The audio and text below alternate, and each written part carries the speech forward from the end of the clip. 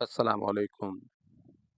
ऐं तव्हांजो पंहिंजो उस्ताद सैयद अब्दुल क़ादिर शाह बुखारी। जी बाबा, बिल्कुलु हिकु नए टॉपिक सां गॾु ऐं नए यूनिट सां गॾु तव्हांजे साम्हूं हाज़िर आहियां। त असांजो यूनिट नंबर 2, यूनिट 2, नातिक अदद यानी रेशनल नंबर्स। त असां वटि ज़हन में पहिरीं इहो सुवालु यकीननि सां हर हिक खे इहो ई ईंदो हूंदो त नातिक अदद आहे कहिड़ी शइ, छाखे चइबो आहे। बिल्कुलु परेशान थियण जहिड़ी का बि ॻाल्हि कान्हे, मायूस थियण जहिड़ी का बि ॻाल्हि कान्हे। इन्हनि शयुनि सभिनी खां तव्हां ऑलरेडी वाक़ुफ़ु आहियो।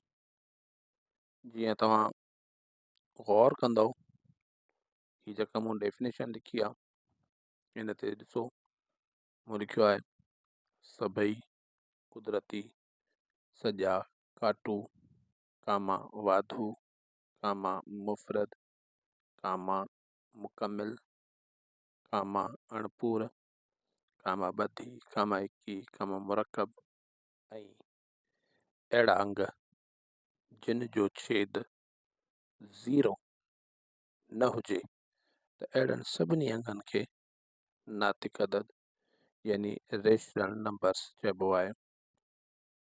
जी बाबा, तव्हांखे यकीननि सां हाणे त बिल्कुलु चङी तरह सां सम्झ में अची वियो हूंदो त जेतिरा बि नंबर आहिनि, सभु जा सभु उहे टोटल कुदरती अदद हुजनि, सॼा हुजनि, मुफ़रद हुजनि, वाधू हुजनि, सो जेके बि हुजनि, सभिनी अंगनि खे असां नातिक अदद चवंदासीं।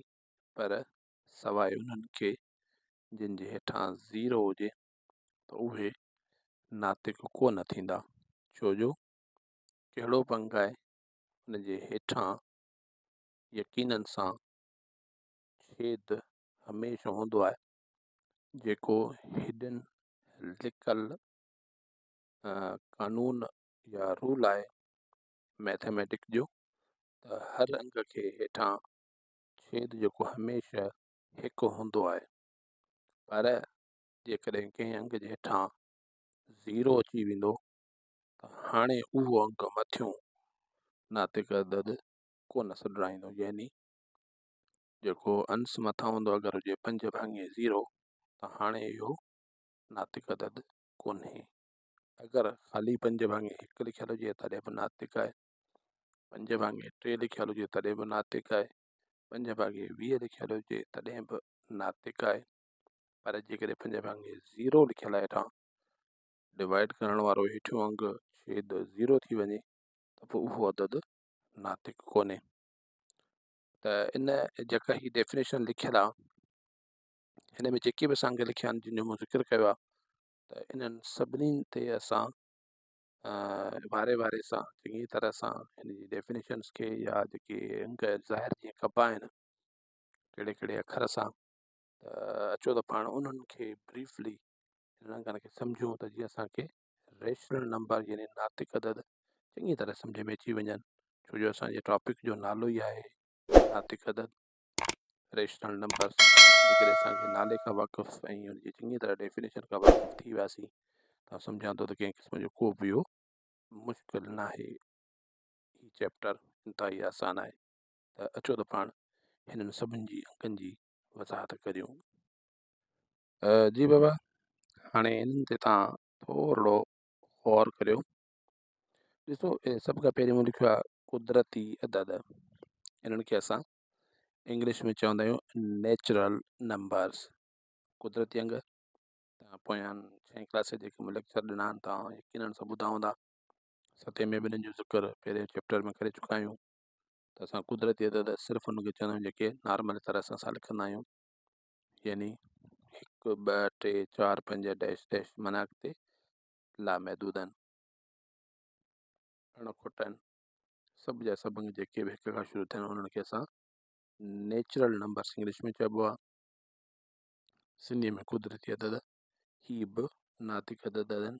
नेचुरल नंबर्स हुनजे एन खणी उन सां ज़ाहिर कबो आहे। एन सां जेके अंग लिखिजनि त उहे नेचुरल नंबर सी हूंदा आहिनि। उन खां पोइ असां वरी ई सां लिखिया आहिनि। E means even numbers. Even numbers जंहिंखे चइबो आहे ॿधी अददनि खे, 2 4 6 8 10 डैश डैश डैश, यानी पोइ 12 पोइ 14 पोइ 16 अॻिते लामहदूदनि, त इनखे इंग्लिश में चवंदासीं even numbers.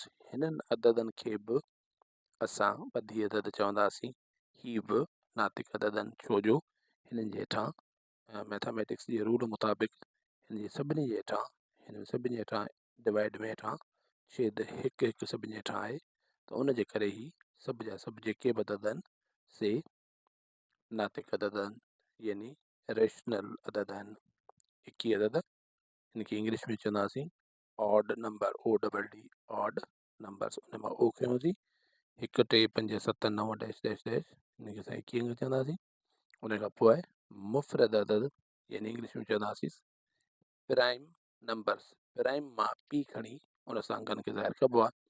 2 3 5 7 11 13 dash dash dash, हिन में अॻिते भरंदा रहनि था। प्राइम नंबर हिन में बि को अची वियो आहे। जी बाबा बिल्कुलु ॿिनि खां ई शुरू थींदा आहिनि प्राइम नंबर्स। प्राइम नंबर चइबो छा कीअं आहे, उनजी थोरी वज़ाहत मुख़्तसर ॿुधाए थो छॾियां। अहिड़ा अंग जिन खे जेको बि अंग हुजे उनजो खोड़ो पाण ऐं हिक जो खोड़ो सिर्फ़ु 2 टेबल्स जेके आहिनि इनखे डिवाइड कनि मुकमिल तरह सां, ऐं ॿियो को बि टेबल मुकमिल डिवाइड न करे, मुकमिल वंड न करे, त असां अहिड़नि अंगनि खे चवंदासीं प्राइम नंबर्स, यानी मुफ़रद अंग जेके ॿिनि खां शुरू थींदा आहिनि। 2 3 5 7 11 13। हीउ जेको ॿिको आहे इहो मुंझाईंदड़ आहे इलाही। हमेशह मुख़्तलिफ़ एग्ज़ाम्स या जेके बि टेस्टूं ईंदियूं आहिनि ऑफिशियली जॉब्स जे हवाले सां या ॿिए हवाले सां, त उन में सुवाल ईअं ई कयो वेंदो आहे, उहो कहिड़ो ॿधी अदद मुफ़रद आहे उनखे ॿुधायो, त उहो ॿिको ई आहे ॿिनि जो अंग, त उहो मुफ़रद अदद बि चई सघूं था उनखे। उन खां पोइ सॼा अदद, सॼनि अददनि खे असां होल नंबर्स चवंदा आहियूं। होल WHOLE, त हुन मां W खयोंसीं। 0 खां शुरू थींदा आहिनि, साॻिया कुदरती अदद हूंदा आहिनि, पर 0 जो वाधारो हूंदो आहे। ही 0 खां शुरू थींदा आहिनि ऐं ही कुदरती अदद 1 खां शुरू थींदा आहिनि, त हिननि सभिनी अददनि खे बि नातिक अदद चई सघूं था। मुकमिल अंग, यानी इंटीजर्स नंबर। इंटीजर्स नंबर खे असां Z सां ज़ाहिर कंदा आहियूं। इंटीजर्स नंबर में 0 -1 -2 -3, ही लेफ्ट हैंड साइड वरी माइनस जा पिया वेंदा, ही राइट हैंड साइड हिन पासे पॉजिटिव, यानी प्लस वारा अंग, +1 +2 +3 +4 डैश डैश डैश, माना मुकमिल लातइदाद, हेॾां बि लातइदाद। 0 अहिड़ो अंग आहे न माइनस जो आहे न प्लस जो आहे, त अहिड़नि अंगनि खे बि असां मुकमिल अदद चवंदासीं, ऐं ही बि सभु जा सभु अदद असांजा नातिक अदद आहिनि। इवन 0 बि नातिक अदद आहे। उन खां पोइ अणपूर 1 भाङे 2 7 भाङे 3 11 भाङे 25 6 भाङे 7 डैश डैश डैश, ॿिया खोड़ सारा ईंदा। ही बि जेके बि अणपूर आहिनि इन्हनि खे बि असां नातिक अदद ई चवंदासीं। उन खां पोइ ॾाही अणपूर, यानी डेसिमल फ्रैक्शन। ही थोरो फ्रैक्शन, ही डेसिमल फ्रैक्शन।